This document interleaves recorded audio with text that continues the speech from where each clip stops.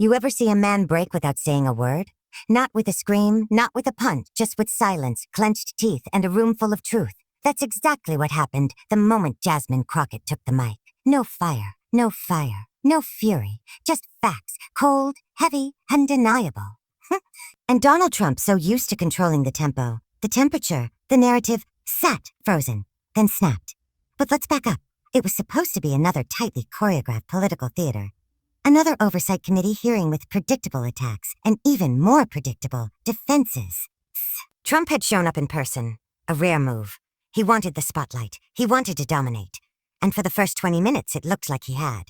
But then 5 minutes were yielded to a congresswoman from Texas, one not known for theatrics, one known for something far more dangerous: receipts.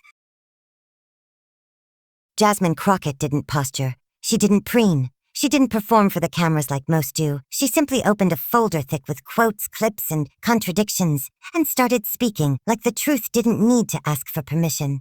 The air in that chamber changed. You could feel it.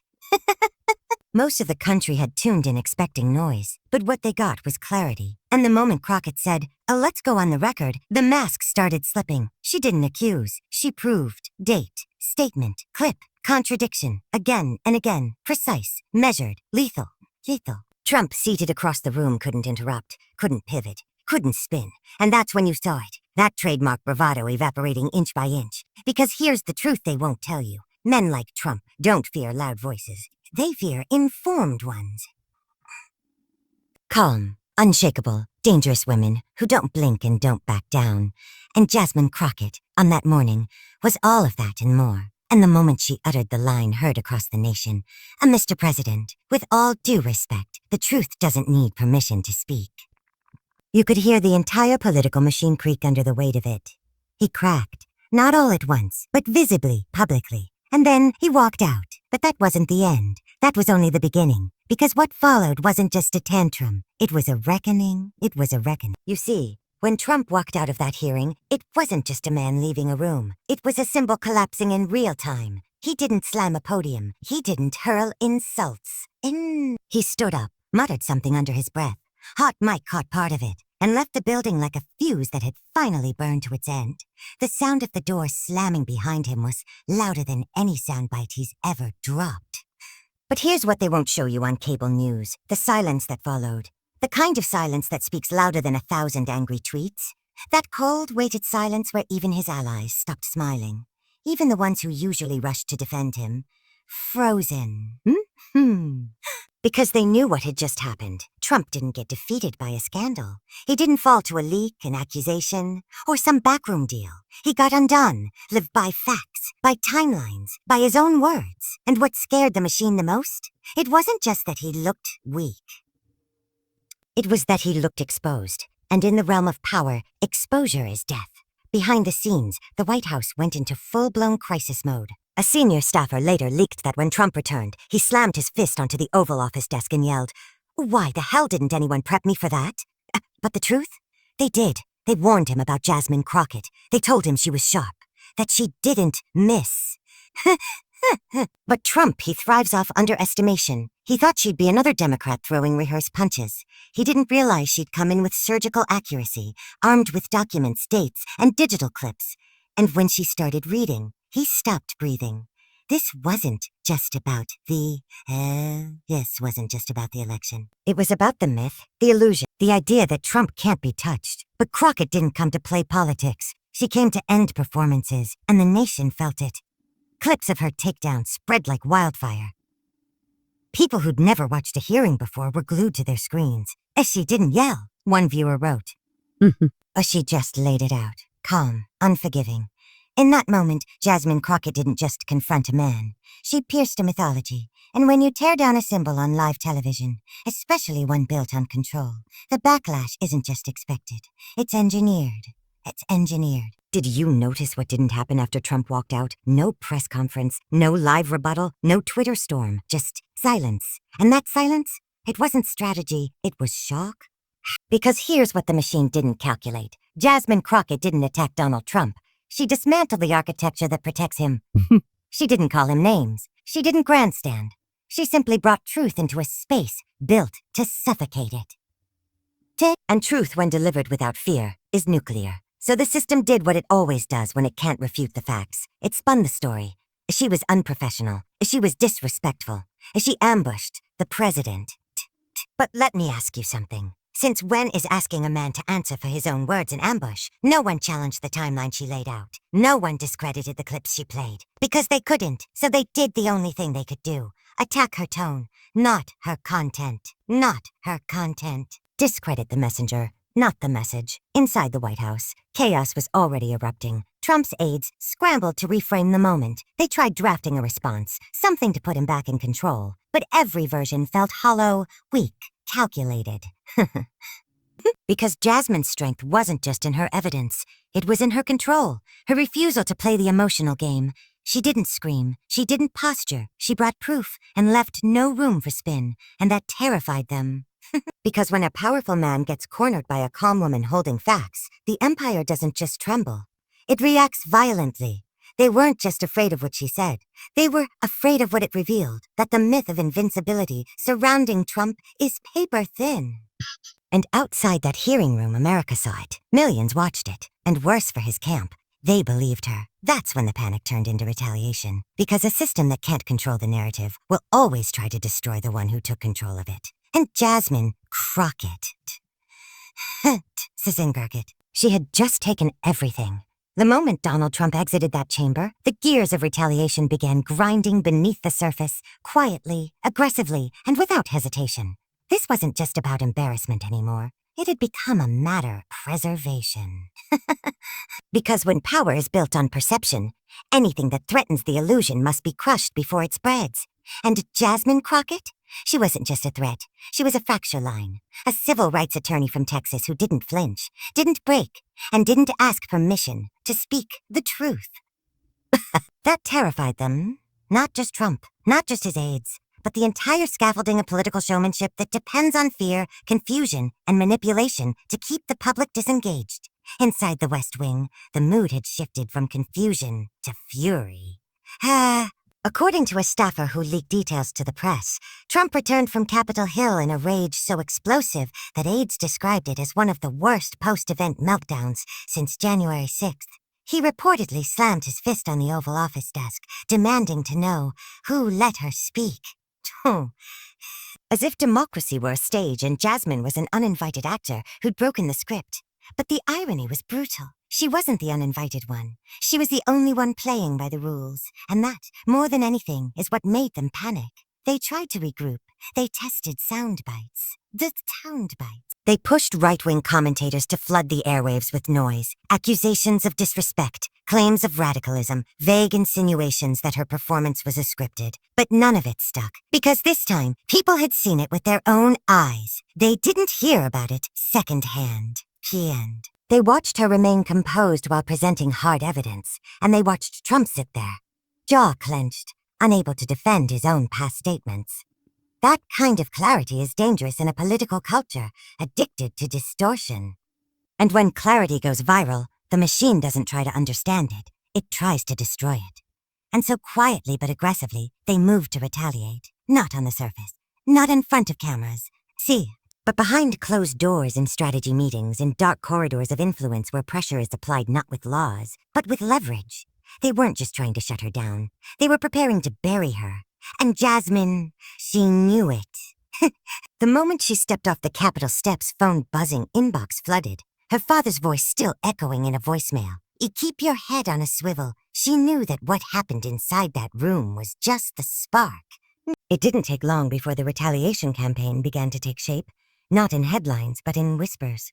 Not in public, but in private boardrooms, phone calls, and strategy sessions where reputations are shaped, destroyed, and forgotten. The kind of places where political operatives speak in half-sentences, where power isn't requested. It's enforced.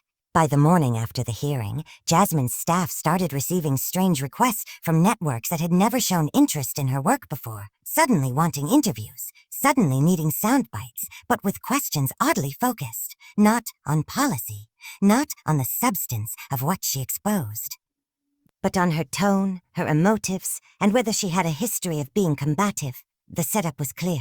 Create a profile, cast her as angry, unpredictable, dangerous. Not because it was true, but because the system only knows how to neutralize threats through narrative inversion, turn the truth-teller into the aggressor, and the aggressor into the victim.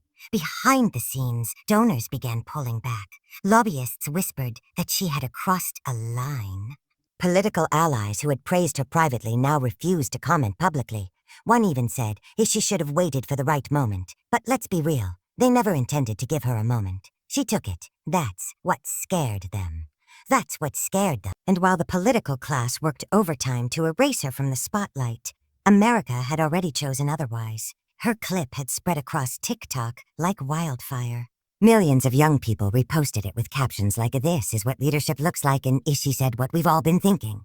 Veterans, activists, Gen Z creators, even former Republicans, all amplified her voice. But amplification is only half the battle.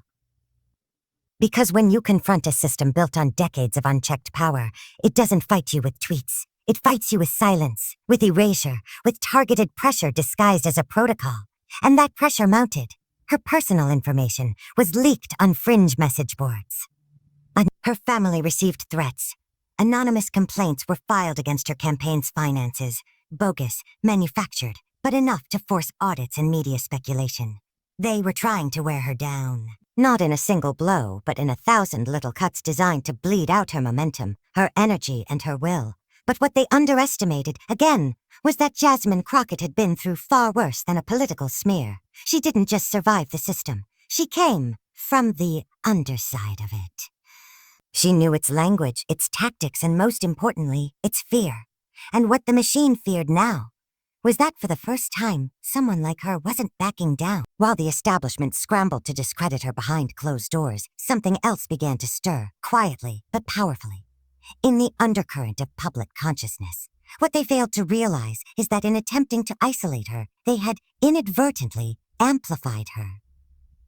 Every attempt to silence Jasmine Crockett became fuel for a growing fire they could no longer contain. Because this wasn't just about her anymore. It became about every teacher who was told to tone it down when they demanded resources for their students. Every nurse who spoke up about understaffing and was slapped with administrative leave. Every black woman in every boardroom, courtroom, newsroom, or classroom who was told she was too direct, too emotional, too loud, while lesser men stumbled upward into positions of power. Jasmine had become a symbol, not because she chased it, but because she reflected something raw, something real, unapologetic, intelligent resistance, not chaos, not bitterness, but focused fury wrapped in precision. That's a rare combination, and that's why it couldn't be ignored. The media tried to pivot. Overnight, right-wing pundits launched a coordinated blitz, calling her a divisive figure, a race baiter, even a political operative planted by the left. They accused her of grandstanding, of orchestrating the hearing for clout, all while never addressing the core issue. She was right. The receipts she brought, still untouched. The timeline she laid out, still accurate. The lies she exposed, still ringing in the ears of millions. But while they played chess on television, the real battlefield was shifting beneath their feet. Local organizers began cutting clips of her speech into campaign videos, not just for her, for down-ballot candidates across the country. Protest groups started blasting her statements through megaphones outside courthouses. TikTok creators stitched her into videos about gas prices, student debt, police reform, because in her voice they heard authenticity, and in her fight they saw theirs, hers. The system was trying to cancel her momentum. But the people were repurposing it into a movement, and that terrified the architects of the old order, because Crockett had not only survived their smear campaign, she had weaponized it. She had turned suppression into signal. Suppression into signal. And just like that, she was no longer the woman who questioned Trump on live television. She was the one who exposed how fragile his entire myth really was. By the end of that week, Jasmine Crockett had done something that no strategist could have predicted. She cracked the illusion. The illusion that Trump's dominance was untouchable, that he could enter any room, spin any lie, and leave untouched. She had broken that spell, and now the men behind the curtain, the donors, the media handlers, the lifers in Washington who truth like a chess piece, they had a problem. Not just with Jasmine, but with the awakening she triggered. Because Crockett didn't just speak facts. She peeled back the entire performance of modern politics, where hearings are staged, questions rehearsed, and real accountability never enters the room. In that moment, she reminded America that these people aren't gods. They aren't geniuses. They're just men with power but no answers. And that, more than anything, is what made her dangerous. So the knives came out in places she couldn't even see. Lobbyists began pressuring committee chairs to redirect her efforts. Senators from her own party urged her to focus on unity. Cable producers quietly blacklisted her, not publicly, but in silence. Segments got cut, invites vanished, panels reshuffled. One anonymous DC consultant put it perfectly in a leaked email. She's not a threat because she's loud. She's a threat because she's smart and not afraid of what happens next. Think about that. Not afraid of what happens next? Think, I say. That kind of fearlessness isn't just rare. It's radioactive in a system built on cowardice, calculation, and quiet obedience. But Jasmine, she wasn't playing the game. She was calling out the board, and it wasn't just political elites who noticed. Intelligence analysts flagged spikes in hate group chatter mentioning her name. Threat levels were assessed. Security details had to be reassigned. Because when a black woman dismantles the myth of a white male empire on live television, the echoes don't just fade. They reverberate. Just fade. They reverberate. And somewhere deep inside Mar-a-Lago, Trump, now surrounded by nervous aides and boiling with embarrassment, wasn't asking how it happened. He was asking something darker. How do we make sure it never happens again? Because in his mind, it wasn't his mind. It wasn't just about Jasmine anymore. It was about every person who watched that hearing and didn't flinch. The empire was leaking, and the truth, it was flooding in. What followed wasn't a public explosion. It wasn't televised drama.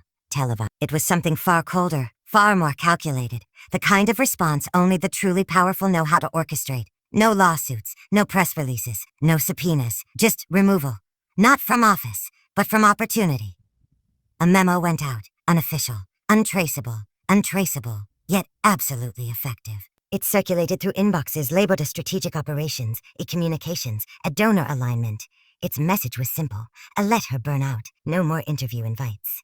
No more party endorsements. No more introductions to donors with deep pockets and deeper influence. At first, it looked like coincidence, then like miscommunication. But Jasmine knew what it really was, a familiar pattern dressed in polite language, because the system never has to kill a revolutionary. It just needs to isolate her, to starve her of access, to deny her the oxygen that every politician breathes. Visibility. And still, she wouldn't fold. She returned to her district, not with her head down, but with her sleeves rolled up. No entourage. No rebranding. No pivot to rebuild trust. She doubled down. Community town halls went viral. Clips of her speeches kept resurfacing. Grassroots fundraising surged. Not because of a machine, but because people felt what she was fighting for. And that's when they realized silence wouldn't be enough. So they changed tactics. The empire doesn't always come at you head-on. Always come at you head-on. Sometimes it disguises itself as concern. Friendly voices in the party began suggesting a temporary retreat. Longtime allies floated the idea of a shifting focus. One prominent strategist even offered her a think tank position to keep her voice alive while reducing the pressure. But that's how they bury you. In comfort. In compromise. In controlled environments where your passion is repackaged as policy papers no one reads. Crockett knew the play. She'd seen it used before. On younger activists, whistleblowers, reformers. Make them feel important while making sure they never again reach a microphone that matters. But Jasmine, she didn't come this far to become a footnote. She wasn't seeking fame. She wasn't building a brand. She was holding up a mirror to an empire and saying, "This is who you really are." And if the empire wanted her quiet, it had one option left: escalate. Because when exposure fails, the system stops playing defense and starts drawing blood.